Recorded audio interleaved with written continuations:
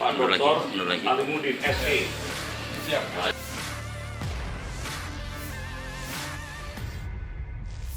Menteri Agraria dan Tata Ruang, Kepala Badan Pertanahan Nasional, ATR, BPN, Hadi Cahyanto bagi-bagi sertifikat tanah di Makassar.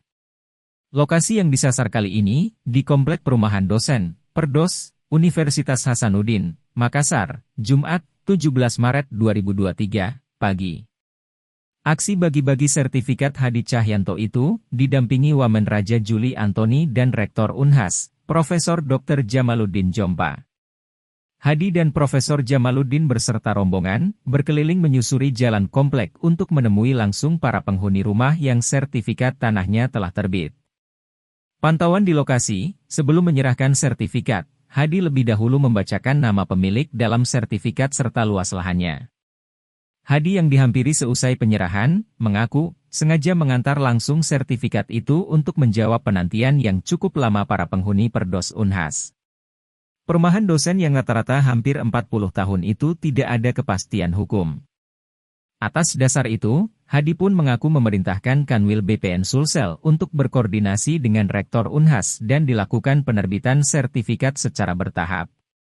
Ada 23 sertifikat kita serahkan secara langsung. Hadi pun menyebut, penyerahan sertifikat itu juga bagian dari tanda bakti terhadap para guru atau pengajar. Ya.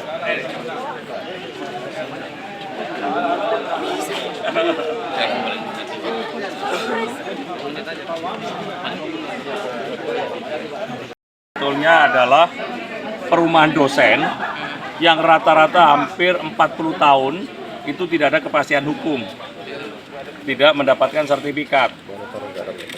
Dan hari ini dengan koordinasi dengan Bapak Rektor, saya tugaskan juga dengan Kak Kanwil, dan alhamdulillah sertifikatnya bisa keluar secara bertahap. Hari ini ada 23 sertifikat kita serahkan secara langsung.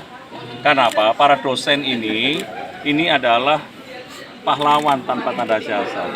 Mendidik kita semuanya, ada yang sudah menjadi pejabat tinggi, ya politikus, tapi kadang-kadang dosen ini terlupakan.